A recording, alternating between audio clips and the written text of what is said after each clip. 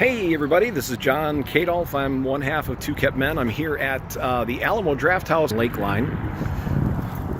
Pretty excited about that. Where I've just gotten tickets to Ready Player One for the premiere today at 3:50, and looking forward to this. It's going to be a great movie, I believe, and I'll share my thoughts with you as soon as I get out. I'm teetering on saying that this is my new favorite film. So, Ready Player One is your favorite film? My God, I want to ask you something. If you remember when Justice League came out, and you said that was your favorite superhero film. It was my favorite superhero film, but you know, it's not very good. It's not very good.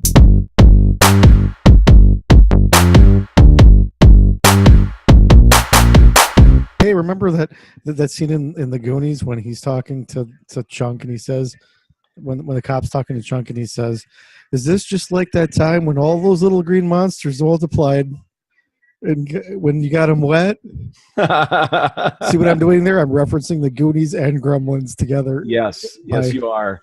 You know, speaking of references, as I mentioned in the live stream, we were talking about how many franchises that we were talking about. I think that, I only caught part of the live stream, but the problem, well, not a problem.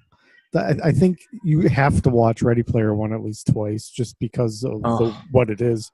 Because there's so many references, you're probably not going to be paying attention to the story. You can't possibly. You're probably just going to spend the whole time. Oh, that's from that. Oh, that's from that. You know. Yeah, you can't possibly catch them all.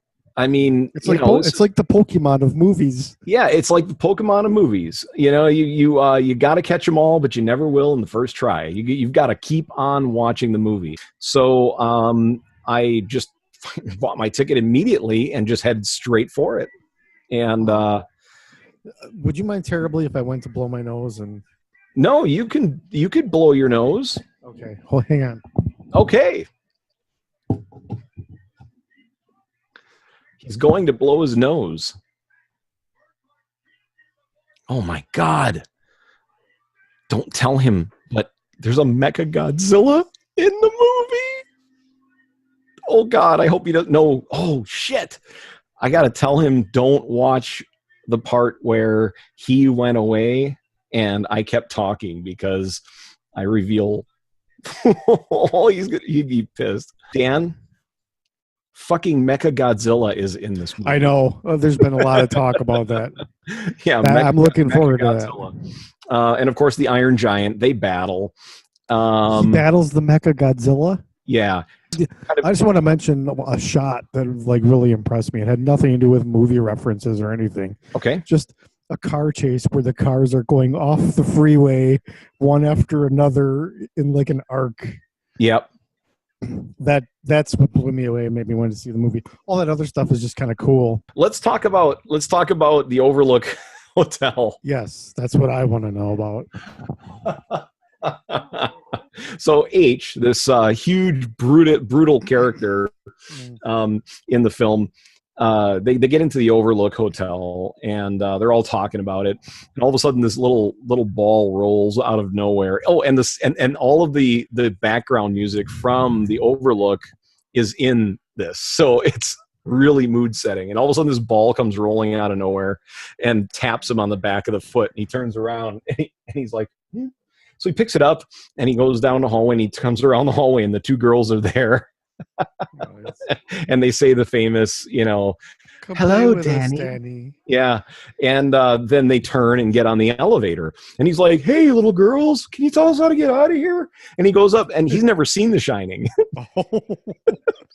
So he goes up to the elevator, and he's going tap, tap, tap, tap, tap on the button, and they come around the corner, and they're like, no. And it starts to open, and the blood. Oh my God.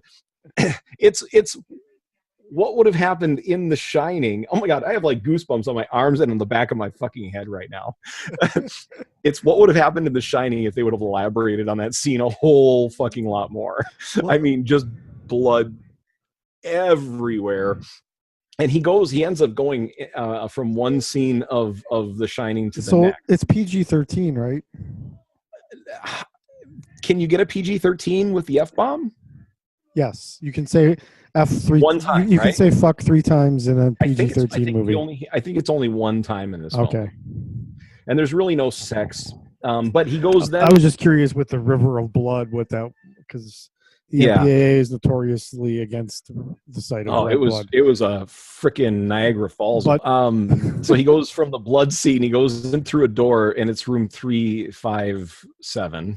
It's not room 237. 237 room. Yeah, it's the room from The Shining. And he walks in, and the background ambient music is playing, and he looks over. He's in the room, and he looks over, and there's the bathtub, and then you see the hand come out, and they recreated that whole scene. Wow. Except for the nudity. But it goes way further than The Shining did. Really? And then suddenly he's in the snow maze, well, the hedge maze with all the snow. And oh my God, this goes on for like it's like a half hour of the movie is The Shining. I don't know if it's a half an hour, but the lady, he's like, yeah, I don't know about this, and maybe you can just show me how to get out of here. And she comes and puts her arms around him, and he's like, okay, I'm just gonna go with it. And then looks at the mirror behind and goes, and then they show the rotting corpse and looks down. But then it goes way beyond that, and she like totally rots out like a zombie practically. Wow. And is going after him. And then when he runs out of there, he's in the hedge maze, and then they show Jack from the back running, with his arm up like this, running after him in the hedge maze, and all these axes coming flying around and everything. Oh, it was so good. Recommendation is definitely go see it as quickly as you can.